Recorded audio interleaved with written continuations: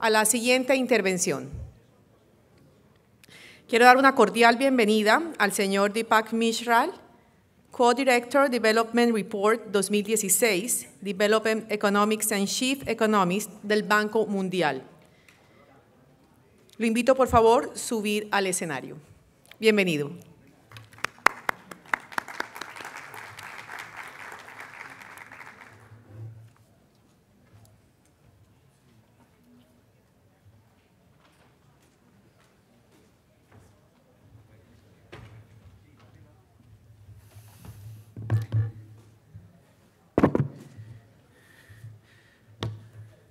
Gracias and buenos días. Good morning, everybody. Thank you all very much for giving us the opportunity to discuss the World Development Report on digital dividends. It's a real pleasure and a privilege to be here in Cartagena, Colombia, and to speak to the very august gathering. We had a very interesting conversation in the morning from the minister and from the Andy president about how Colombia and many developing countries are transforming digitally. So this is a report that the World Bank produced this year exactly on this topic. And the issue is, how do we make internet and digital technology an effective force for development? So let me begin with a picture that you see on the screen. That's not me, but that's over here, which captures the very essence of the 2016 World Development Report. How rapidly digital revolution has spread around the world and to what extent people will go to be part of it. This photo, taken off the coast of Horn of Africa, shows migrants from Somalia crowding the night shores of Djibouti. If you're curious as to why are they holding their cell phone into the air, you'll have to read the full WDR, or at least pay attention to the rest of the presentation. Mobile phones have spread more rapidly than any technology before. Nearly 7 out of 10 people among the poorest 20% of the world population now own a mobile phone. Many of them do not have access to electricity or clean water. And nearly 40% of the world population are now online, as we heard from our previous speakers. We are used to seeing the world from the perspective of its physical asset, which is land. But if we redraw the world map from its digital asset perspective, which is people with access to the internet, the world looks very different, as you see here. And as you can see, Colombia actually looks much bigger than what it would look on the normal map, because Colombia has a larger percentage of its population who have access to the internet. And we all love the internet. This picture says why. A typical day in the life of the internet shows billions of emails, videos, tweets, and online searches that crosses borders seamlessly and costlessly. And behind these massive numbers lies staggering amount of data, information, and some would even say knowledge that are crossing countries across the border. The digital revolution has brought many immediate private benefits: easier communication, wide range of information, new forms of leisure, and considerable saving in time. But what about broader development gains? Faster growth, I think this picture stopped somewhere. Faster growth, more jobs, and better public services, which is what we refer in this report as the digital dividends. Similar in concept to peace dividends and demographic dividends. The report analyzes the impact from the perspective of 3 agents: business, people, and government. And so the report is asking, how do we empower business to produce more growth? How do we help people and workers to get better jobs? And how do we enable our governments to improve service delivery using digital technologies? The color coding you see on the screen is maintained throughout the report. So every time you see orange, it's about growth, business, private sector regulation. Every time you see aqua green, it's about government services, accountability, so on and so forth. The report mentions many technology, from feature phones to smartphones, from computers to clouds, and from sensors to satellite. But this report is not about technology. It's about the impact on people's life. And to understand that, you'll have to meet some of the people and hear their stories, as we did while writing this report. Meet Hongwei Meng. Meng owns a ranch in Shandong province in China. Meng trades live animals on Alibaba's digital platform, and his annual revenue is close to $50,000, a hefty increase from $200 monthly disability benefit he had before. And Meng proudly says, "I'm not a disabled man. I'm an online businessman." Alibaba has 8 million online entrepreneurs, of which 62% are small and medium-scale entrepreneurs like Meng, 1/3 are women, and 1% are people with disabilities. All this couldn't have been possible without digital technologies. A few years ago, a satellite passing over East Africa took pictures of many villages, including those near Lake Victoria in Kenya. The satellite data were interpreted by freelancers working for Mechanical Turk. They studied the level of luminosity of each house. By that, luminosity refers to the rate at which lights get reflected, sunlight get reflected from a rooftop, which is a good predictor of poverty in rural Kenya because people tend to stay in two kinds of houses. They either live in a thatched roof house, which has very low level of luminosity, and those people tend to be poorer. Then the richer households will live in metal roof house, which has a very high level of luminosity. So after verifying the information on the ground, workers from a Silicon Valley charity called Give Directly sent $1,000 unconditional cash transfer to several beneficiaries via M-Pesa, the mobile money platform. The lady you see on the screen, Siprosa Akoth, a widow with 8 children, was one of the unexpected beneficiaries of this program. The previous industrial revolution had bypassed people like her, a woman born into poverty in a remote village in a poor country. But not this time, thanks to the digital technologies. The children in these pictures were once victims of human trafficking, condemned to a life of destitution.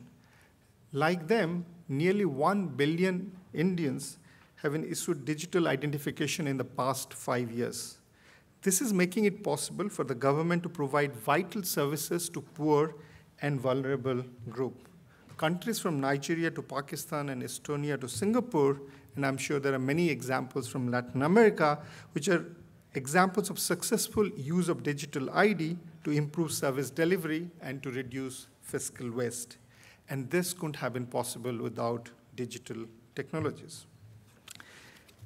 Behind this compelling story lies some very interesting economics.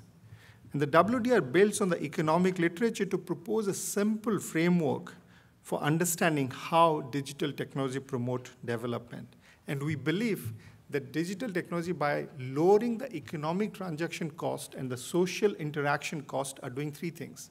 They're expanding the information base, they're lowering the information cost, and they're creating information goods.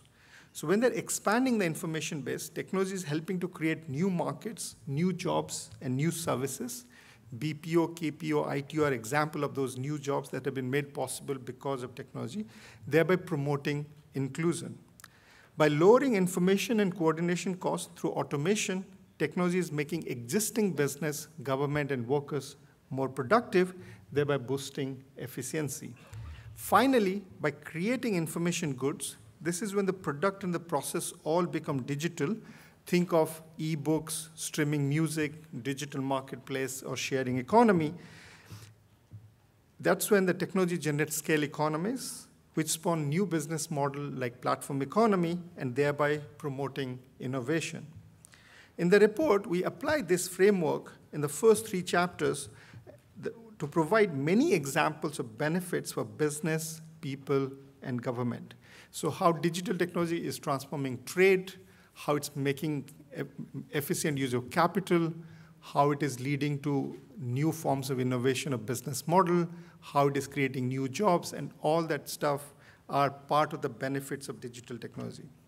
But everything I've said so far is what you would find in a typical ICT report. Having established the benefits of digital revolution, many have argued that it's only a matter of time before this benefit reach everyone. And so the only thing we need to do is to get everybody a smartphone and get internet to every villages. But we wish that explanation was that simple.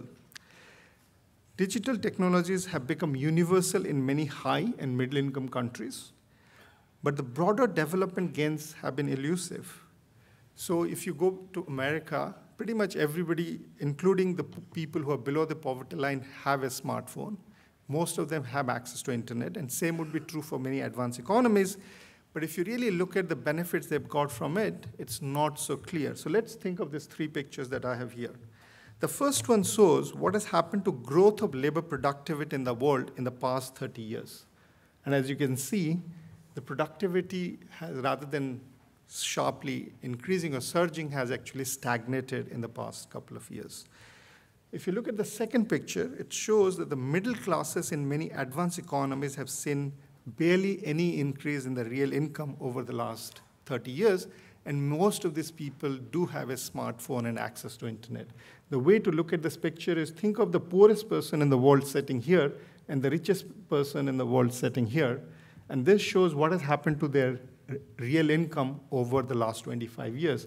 And you see that people who are between the 70th percentile to the 95th percentile of the world income distribution, which is the middle class in rich countries, haven't actually seen very significant increase in their real income. Finally, we all were told that internet is going to spread democratic ideals and liberty around the world, and we are going to see improved governance.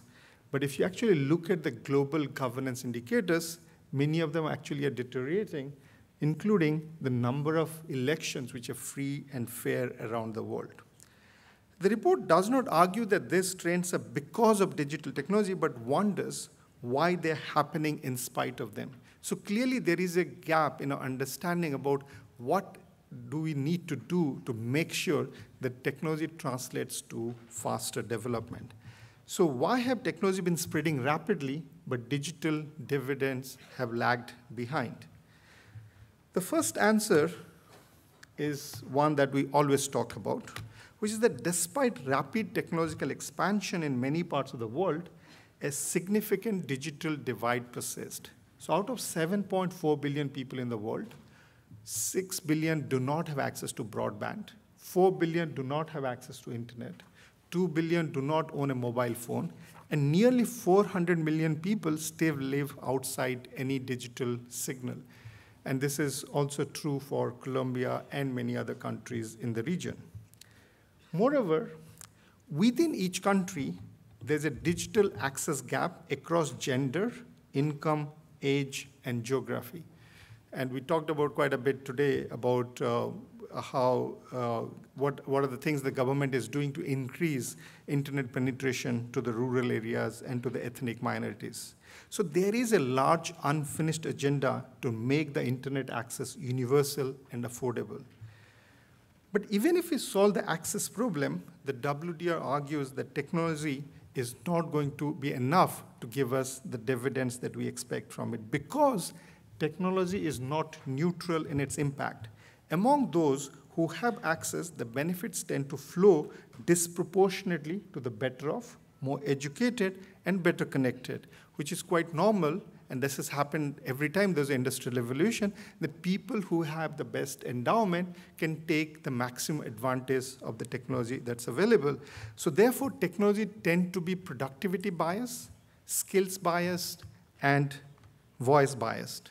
So firms which are more productive use technology better than the firms which are less productive. Governments which are already more transparent are more enthusiastic users of technology than the governments which are less accountable.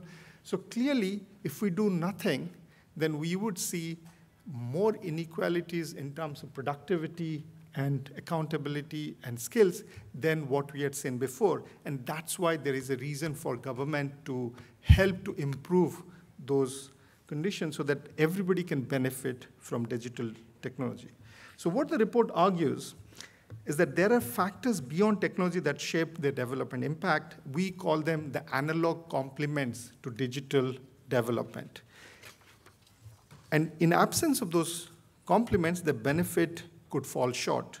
So when we have connectivity plus complement, we get these three wonderful terms called inclusion, efficiency, and innovation. But connectivity minus the complements could lead us to a couple of risks. The first is we might end up with more concentrated product market with winner-take-all outcomes. We might end up with more polarized labor markets with greater inequality and more state control and less empowered citizens. So the question is, what are those complements and what to do about them? So let me turn quickly to one by one for each of the agents that we talked about: business, people, or worker, and government. So when it comes to the business sector, it's important to remember that the ICT sector is an important part of the economy, but is relatively small. As we discussed today, in most countries, it's about 4 to 5% of GDP, in few countries, 6%. I think the few countries like Ireland, Korea, and Japan are the ones where it has exceeded 10%, largely because they are big exporters of ICT goods. And moreover, ICT sector tends to be 1 to 2% of the total labor force. So the biggest gain from digital technology is not going to come from growth of more ICT, from greater ICT production, but from greater ICT adoption, something that we also heard in the morning. So when our agriculture sector, manufacturing sector, banking sector, or energy and transportation sector use technology more efficiently, that will give us much bigger impact on growth and jobs than only on the narrow ICT sector. Though I know most of you are in the ICT sector so for you it's important the ICT sector tends to grow, but when you think of the broader development, you want to make sure that the rest of the sector, which is what we call the analog economy, also are enthusiastic user of digital technology. And what's happening is that we are not seeing greater digital adoption or the faster digital adoption as we expected. And we think this is happening because of three reasons, as illustrated in this figure. The first is, if you look at on the left side, what we call as the analog economy. So this is the non-ICT part of the economy. The adoption of technology by this sector can be quite slow in the absence of competitive pressure in a business environment that protects dominant firms and vested interest. And if you really look at many of our regulatory environment today around the world, they are very pro-incumbent firms and are much harder for new digital entrants to enter and to disrupt the market. So we need to figure out the regulatory environment that would actually facilitate more entry of digital firms. The second is what we call is where both the online and the offline business compete. And there's a considerable uncertainty about how do you regulate those sectors. Is Uber a taxi company or is it a software company? Is mobile money a banking sector product or is it a telecom service? These are the questions that policymakers around the world, including, as we heard in Bogota, are grappling with. And on the extreme right, is the digital economy, or the ICT economy. They're not exactly identical, but very overlapping. The economics of the internet favor natural monopolies given the high fixed cost and low marginal cost. And we see emergence of dominant firms in many parts of the digital economy. So far, this has generally been extremely good for consumers. We have all benefited significantly from free digital services that we enjoy. But economic history has taught us that firms are sooner or later tempted to exploit a dominant market position. So if you're a regulator, we need to start thinking about how do we create competition across platforms. So in summary, without good regulation, especially competition policies that ensure a level playing field for firms to connect and compete, we may not see as much innovation that we thought. Instead, we might see greater divergence between firms and economies that are slow to adopt to the internet and those that have quickly come to dominate the markets. Now let's turn to, so the big complements for the business sector we believe is competition or pro-competitive regulations. Now let's look at Sorry. Now let's look at what is the complement for the labor sector, or for the labor market, or for workers. So the internet complements skills and allows workers to be more productive and to find more rewarding opportunities and higher wages. We know that the BPO, IPO, ITO, KPO sector has been a big producer of jobs. In India, nearly 4 million jobs have been created because of this sector. In Philippines, we've seen 1 million jobs created in the last few years because of this sector. So clearly, there's a massive growth potential from job creating potential from the ICT sector. But digital technology are also changing the labor markets. New forms of work tend to be more informal. Automation is destroying some jobs, and increasingly mid-level white-collar occupations. In fact, we find that nearly 2/3 of jobs in developing countries are susceptible to computerization and automation in the next 2 to 3 decades.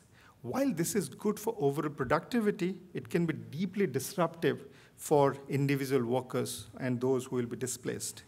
Moreover, not all jobs are being equally susceptible to automation. A growing trend is the increasing polarization of the labor market, as you see in these pictures, which had been happening in the rich countries, but are increasingly happening in developing world. So what this picture shows is that these are the middle skill jobs. These are the bank teller, the librarian, the automation, the people on the assembly line and the supermarket. Many of those jobs are actually disappearing.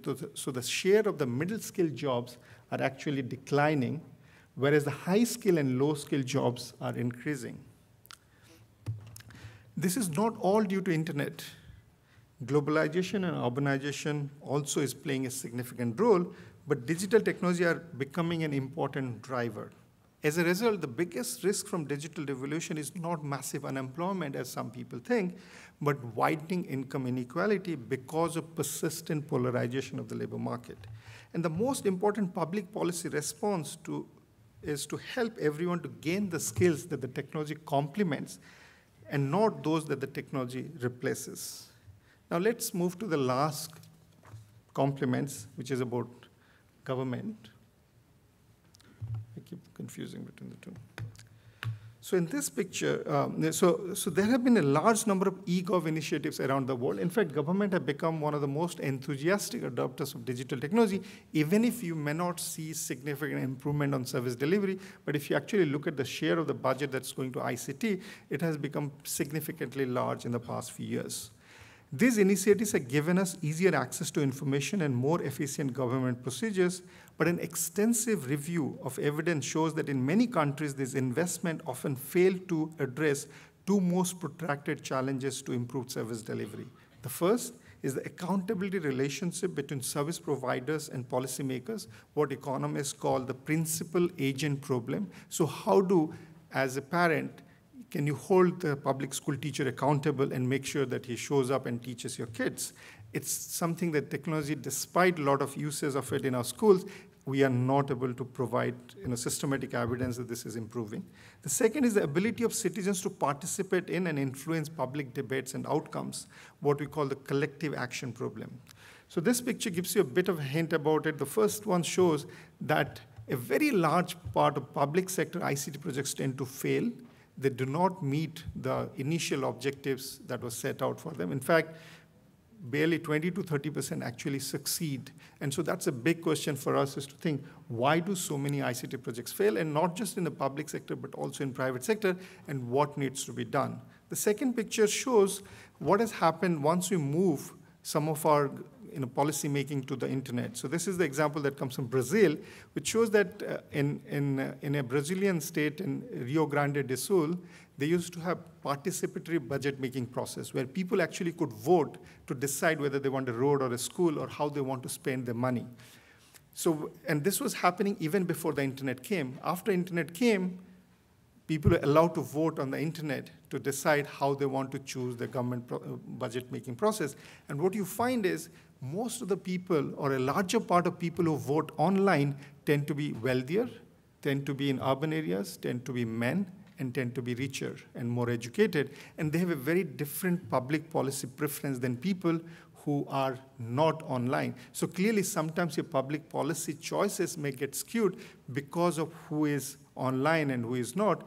And that's just an example that you could actually tend to have more elite capture and more control by government than more empowered citizens. So the evidence compiled in this report suggests that initiatives that leverage technology to improve service delivery could fail when policymakers and service providers are not accountable and therefore lack a strong incentive to improve services. So once we did these three complements, we wanted to provide an empirical basis of what we're arguing, and this picture tries to do that. It compiles available data to measure where countries stand with respect to digital technology endowment as measured by Digital Adoption Index.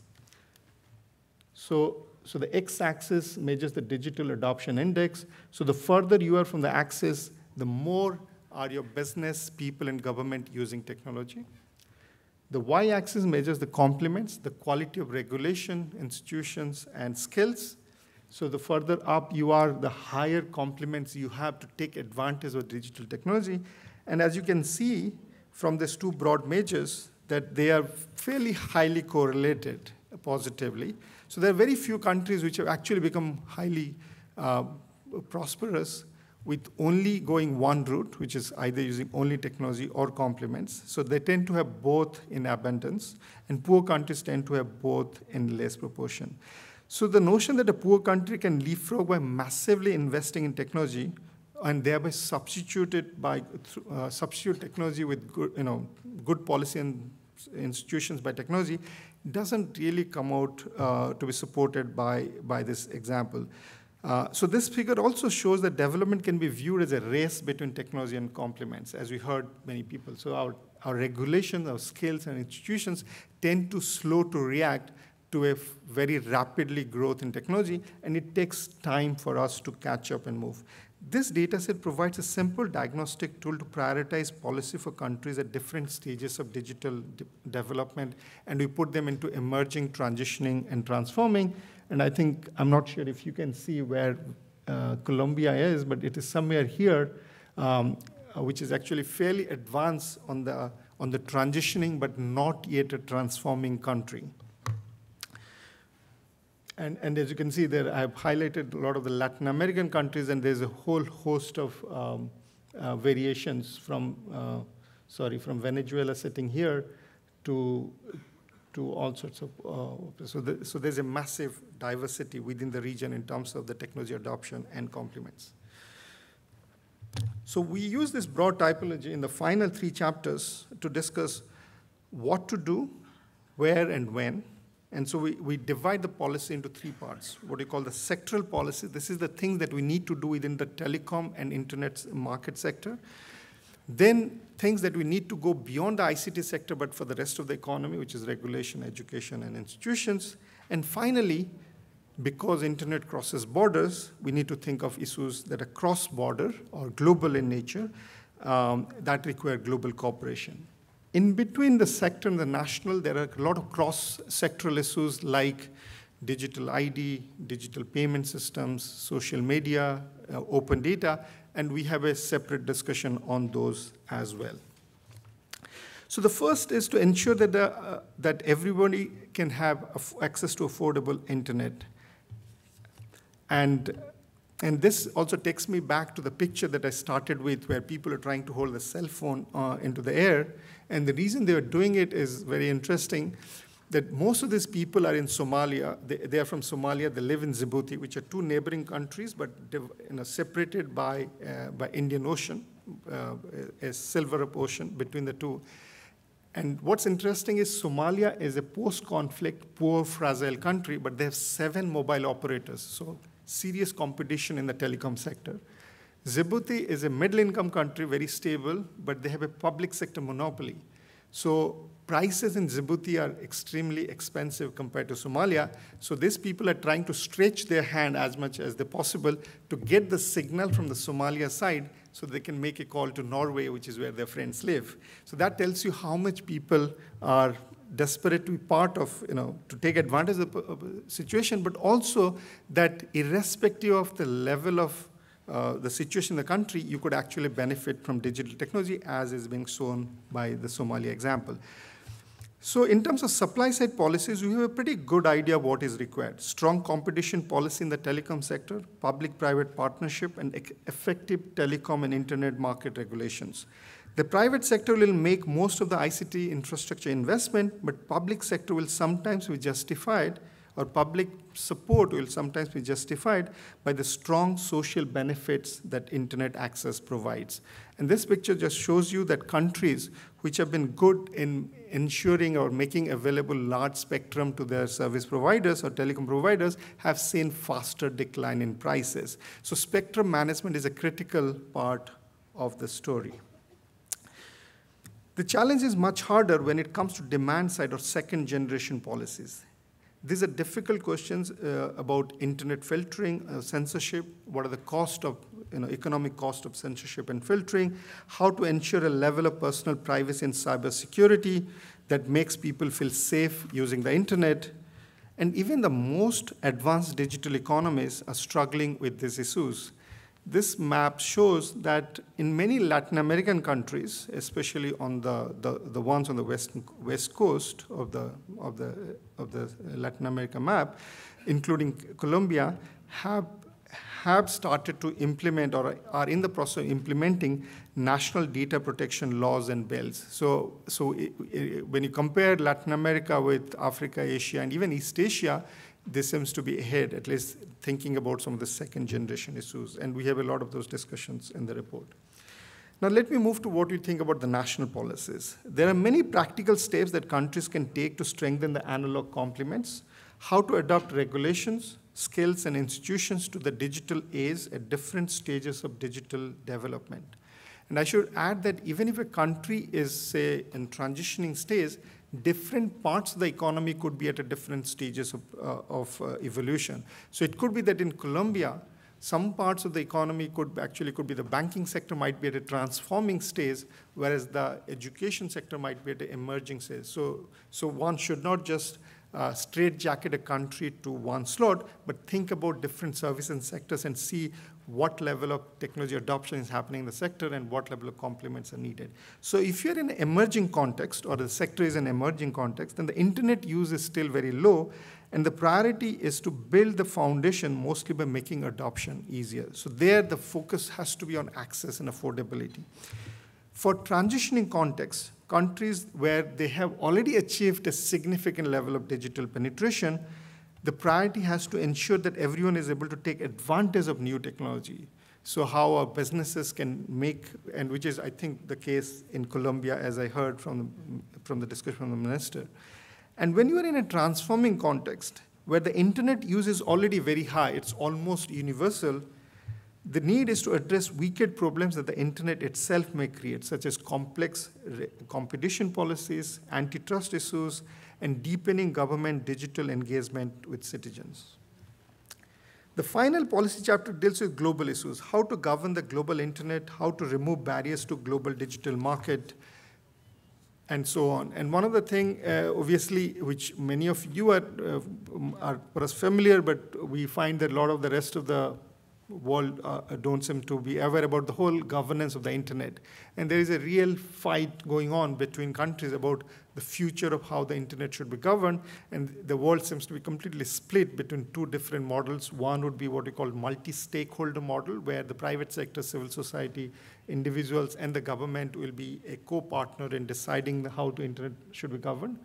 And the other, which will be more multilateral, where the government would be the ones in the driver's seat, but they will be consulting with the rest of the economy, but it will be largely the way, say, the World Bank is governed or the WTO is governed. And we feel like there is not enough discussion happening in the public space on this issue, but this is vital for internet to survive as it is now. One important aspect is how institutions such as the World Bank can better leverage these technologies. If the internet is going to disrupt everything, should it also not disrupt the business of development? And we provide a lot of discussions about what development organizations like World Bank can do or learn from using technology to provide better services for their clients. So in conclusion, the main message of the WDR is that digital development strategy needs to be much broader because we need connectivity plus complement to get to digital dividends.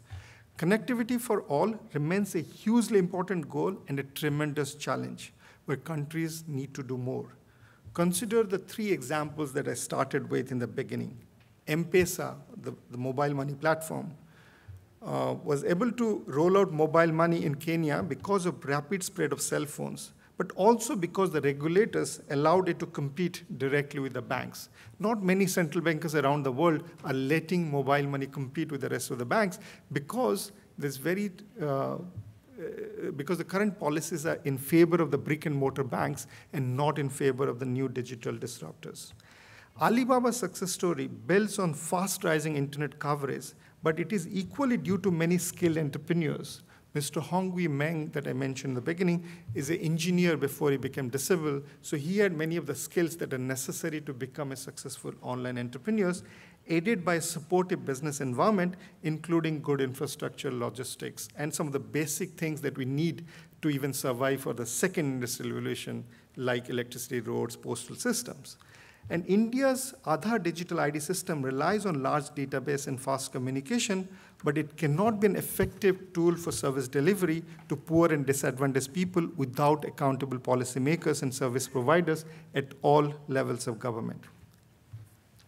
But you might wonder that after this 20 minutes of presentation, you'd say, at the end of the day, you're telling me access is important, we need to do that, but you're also telling me that good investment climate, strong human capital, and good institutions are important, but that's what the World Bank has been saying for 50 years. So what's new? Why are you kind of repeating what you've said for the last 50 years? What's important are the two things that the internet is changing. The first is, as you say, the internet is an amplifier. So if you're doing good policies, your returns are much higher, and if you're doing bad policies, you're likely to fall behind even faster than before. So we all, the countries have been doing education reform for as long as we know. But now, because of technology, the return to education is much higher. So the payoff to the old traditional reforms becomes higher because of digital technology. But also the risk of falling behind becomes higher if you're not doing it. But more important is that now we can use the internet and digital technology to actually deliver those complements much faster. So we can use online business registration system to reduce the cost of starting business, or we can use mass online course to increase the formation of skills much faster than before. So while the report argues that the internet is not a shortcut to development, it can certainly be an accelerator. So what the report proposes is that when these complements, regulation, education, institutions are absent, the development impact of new technology could be disappointing. But when countries make internet universally accessible, affordable, open, and safe, and build a strong analog foundations, they will harvest ample digital dividends, faster growth, more jobs, and better services. Thank you very much for your attention.